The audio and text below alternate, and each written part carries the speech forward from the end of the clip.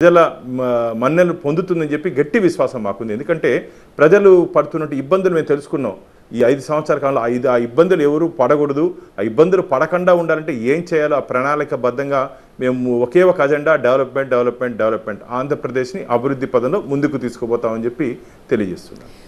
అంటే భానుగారు, అవినీతి అనే పదము అంటే ఎన్నికలప్పుడే తీసుకొని వచ్చి ముందుకు అంటే ప్రచారంలోకి తీసుకొచ్చే అంశంగానే కనిపిస్తుంది. ఎప్పుడు అంటే ఇన్ని ఎన్నికలు చూస్తున్నాము అంటే మీ పార్టీయే కాదు ప్రతి పార్టీ కూడా ఈ అవినీతి రహిత అని ఒక అవినీతి అనే పదాన్ని తీసుకొస్తారు. నిజంగా దానికి ఒక టైం లైన్ పెట్టుకోరు అంటే because I'm asking as a citizen of country అనుకోండి, సిటిజన్ ఆఫ్ ఇండియా అనుకోండి, ఇట్ వరీస్. ఎందుకంటే ఇట్ కంటిన్యూస్, పార్టీలు మారినా ప్రభుత్వాలు మారినా ఈ అవినీతి అనే పదం మాత్రం ఎప్పుడు అలాగే ఉంటుంది. ఎలక్షన్స్ రాగానే వినిపిస్తూ ఉంటుంది బాగా.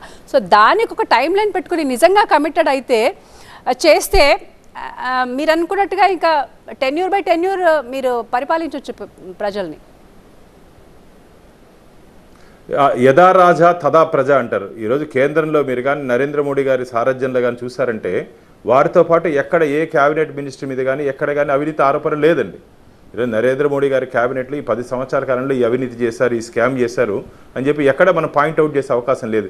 ఆంధ్రప్రదేశ్ విషయానికి వచ్చేటప్పటికి ముఖ్యమంత్రి గారి విషయానికి వచ్చేటప్పటికి వారితో పాటు వారి మంత్రులు, ఎమ్మెల్యేలు ఈరోజు ల్యాండు, శాండు, మైను, వైను ఎక్కడ మొత్తము పంచభూతాన్ని దోచేశారండి. మాకు చాలా బాధగా ఉంది. ఎక్కడ డబ్బు ఉంటే దాని మీద పడిపోయి దోచుకునేశారు. కాబట్టి ఈ అవినీతి ఎందుకు మాట్లాడుతున్నామంటే ప్రజలకు హాని అండి. వచ్చిన ప్రజాధనాన్ని అంటే మొత్తం నాయకులు జోబుల్లోకి వెళ్తే అభివృద్ధి ఎక్కడ జరుగుతుంది? కాబట్టి ఈరోజు ఎంఆర్ఓ ఆఫీసులో కానీ, పోలీస్ స్టేషన్లో కానీ, ఆర్టీఓ ఆఫీసులో కానీ మొత్తము దోపిడీ. ఎందుకంటే ఎమ్మెల్యేలకు షేరు, మంత్రులకు షేరు, ఎక్కడ ఎందుకు షేర్ ఇవ్వాలి చెప్పండి? కాబట్టి అధికారుల్లో మార్పు రావాలి. ఆ మార్పు రాజకీయ నాయకులకి గుణపాఠం అవ్వాలి. ఎస్ మేము చేయలేమని చెప్పి ఎందుకు బహిరంగంగా చెప్పలేకపోతున్నారు? షేర్ లేనిది పద్మా గారు చెప్పండి. ఈరోజు ఈ ఎంఆర్ఓ ఆఫీసులు వీళ్ళన్నీ కలెక్ట్ చేసి రాజకీయ నాయకులు పంపిస్తున్నారు. ఈరోజు ఏదైనా పారిశ్రామికవేత్త వచ్చి ఆంధ్రప్రదేశ్లో పెట్టుబడి పెట్టాలంటే నాకెంత అని అడుగుతున్నాడు అక్కడ స్థానిక ప్రజాప్రతినిధి. ఏంది నాకెంత ఏంది, షేర్ ఏంది అడిగేది? నా ప్రజలకి ఉద్యోగం ఇవ్వండి అని అడగాలి తప్ప నాకు డబ్బు ఇవ్వండి అని అడుగుతున్నారు. కాబట్టి ఆంధ్రప్రదేశ్లో పెట్టుబడులు లేకుండా పారిపోతున్నారు. కాబట్టి అందుకని అవినీతి రహిత పరిపాలన అంటున్నా. కాబట్టి రాబో రోజుల్లో ప్రజలు అర్థం చేసుకోవాలి. ప్రజల్లో సివిల్ వార్ రావాలి. ఎవరిన ఇట్లా అవినీతికి పాల్పడితే ఆ ప్రజాప్రతినిధి ఇంటి దగ్గర పోయి గౌరవ చేయాలి. ఎవరు అవినీతి అధికారులు వారిని ఆఫీస్ దగ్గర పోయి గౌరవం చేస్తే ఆ మార్పు ఖచ్చితంగా వస్తుంది. తొందరలోనే ఎవరెవరు తప్పు చేస్తారో వీరందరి మీద ప్రభుత్వం మారిన తర్వాత పూర్తి స్థాయిలో, ఇంతకుముందు లోకేష్ బాబు ఏదో రెడ్ బుక్ అని చెప్తున్నారు, మా దగ్గర కూడా ఉంది. ఎవరెవరు ఎక్కడెక్కడ తప్పు చేస్తారో, తప్పు చేసినటువంటి అధికారులు, తప్పు చేసినటువంటి రాజకీయ నాయకులను కూడా ఎవరిని వదిలే ప్రసక్తే లేదు. భవిష్యత్తులో తప్పు చేయాలంటేనే భయపడే విధంగా వారికి మీద ఖచ్చితంగా చట్టపరమైన చర్యలు ఉంటాయని చెప్పి నేను భావిస్తున్నాను. Right.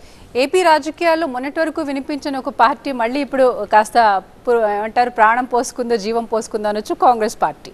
So Congress party before after Sharmila అనే మాట్లాడుకుందాం. ఎందుకంటే షర్మిల అధ్యక్షురాలు అయ్యాక ఒక కైండ్ ఆఫ్ ముందుకొచ్చింది పార్టీ అన్నది. అది ఏ విధంగా మీకు పోటీ అని భావిస్తారు?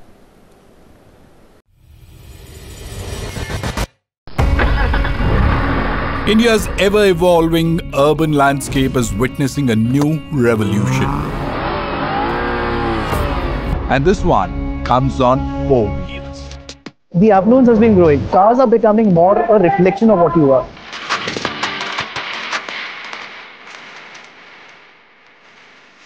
Nobody's talking about hatchbacks. Now what next? The next is the SUV. The contribution of SUVs is close to 55-60% of the automobile sales these days. Is that even manufacturers like to sell SUVs?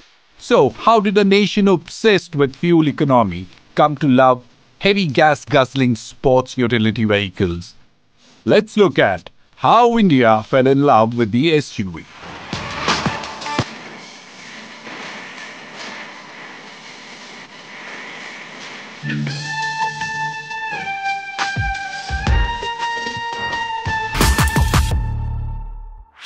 This and more. Streaming on News 9 Plus. అసలు Congress party మాకు పోటీనే కాదండి, అది ఒక నీటి బుడగ. Congress party ఒక భస్మాసుర హస్తంగా దేశ ప్రజలు భావిస్తున్నారు. ఆంధ్రప్రదేశ్ ప్రజలుగా దేశ ప్రజలు. మీరు ఈ రాబో రోజుల్లో ఎన్నికల్లో వారు ఏ విధంగా ఎన్ని సీట్లు వస్తాయో మీరే తెలుసుకుంటారు. కానీ భారతీయ జనతా పార్టీ గట్టి ప్రత్యర్థి ఉండాలని చెప్పి మేము కోరుకుంటున్నాం, మంచి అపోజిషన్ ఉండాలని చెప్పి కూడా మేము కోరుకుంటున్నాం. మేము కాంగ్రెస్ భూస్థాపితం అయిపోవాలి, కాంగ్రెస్ వెళ్ళిపోవాలని చెప్పి మేము కోరుకోవట్లే. కానీ ప్రజలు ఆ విధంగా భావిస్తున్నారు. సరైన నాయకుడు లేకుండా ఈరోజు కాంగ్రెస్ పార్టీ ఈ ముందు ముఖ్యంగా షర్మిల గారు నేను తెలంగాణలో ఉంటాను, తెలంగాణ బిడ్డని చెప్పి ఈరోజు ఆంధ్రప్రదేశ్ ఇక్కడికి వచ్చి ఇక్కడ మాట్లాడుతుంటే ఆంధ్రప్రదేశ్ ప్రజలు వారిని స్వీకరించే పరిస్థితుల్లో లేరు ఇక్కడ. ఎందుకంటే రాజశేఖర రెడ్డి బిడ్డగా ఈరోజు జగనన్న వదిలినటువంటి బాణం తిరిగి జగనన్న పైకే వస్తుంది. అది వారి కుటుంబ సమస్యగా ప్రజలు భావిస్తున్నారు తప్ప ఏదో కాంగ్రెస్ను ఉద్ధరించడానికి వచ్చారు, ఇది కక్ష సాధి వాళ్ళ అన్న మీద కక్షతోనే కాంగ్రెస్లో చేరారని చెప్పి ఆంధ్రప్రదేశ్ ప్రజలు భావిస్తున్నారు. కాబట్టి షర్మిల గారు భారతీయ జనతా పార్టీకి ఎటువంటి థ్రెట్ లేదు, వారి వల్ల కాంగ్రెస్కి వచ్చినటువంటి లాభం లేదు, ఒరిగేది ఏమీ లేదు. రైట్, సంతోష్ ఉన్నారండి కాలిఫోర్నియా నుంచి మీతో మాట్లాడడానికి. సంతోష్ గారు. సార్ ఒక 2 క్వశ్చన్స్ అండి. మీరు డబుల్ ఇంజిన్ సర్కార్ అని అన్నారు కదా, కాబట్టి ఒక క్లారిఫికేషన్ కావాలి. ఏంటి డబుల్ ఇంజిన్ సర్కార్తో ఆంధ్రప్రదేశ్ రాష్ట్రానికి జరిగే ప్రయోజనాలు ఏంటి అన్నది ఇంతవరకు స్పష్టత లేదు. అంటే ప్రధానమంత్రి నరేంద్ర మోడీజీ పోలవరం ఇస్తారా, విశాఖ రైల్వే జోన్ ఇస్తారా, లేకపోతే స్టేట్ క్యాపిటల్ అమరావతి డెవలప్మెంట్ కోసం నిధులు మంజూరు చేసి అమరావతి డెవలప్మెంట్ కోసం ఆయన ఒక ప్రణాళిక కానీ లేకపోతే స్పష్టమైన హామీ ఇస్తారా, విశాఖ స్టీల్ ప్లాంట్ పైన హామీ ఇస్తారా? ఏంటి డబుల్ ఇంజిన్ సర్కార్ అంటే? అంటే వికసిత భారత్, వికసిత ఆంధ్రప్రదేశ్ అంటే స్పష్టత లేదు. డబుల్ ఇంజిన్ సర్కార్ అంటే స్పష్టత లేదు. బీజేపీ టీం ఆంధ్రప్రదేశ్ లో మీకు నోటాతో పోటీ పడతారా, దేంతో పోటీ పడతారో స్పష్టత లేదు.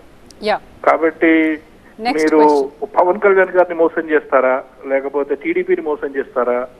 మీరు ఓటు బ్యాంకు లేనిది మీకు ఎందుకండి 10 సీట్లు? చెప్పండి.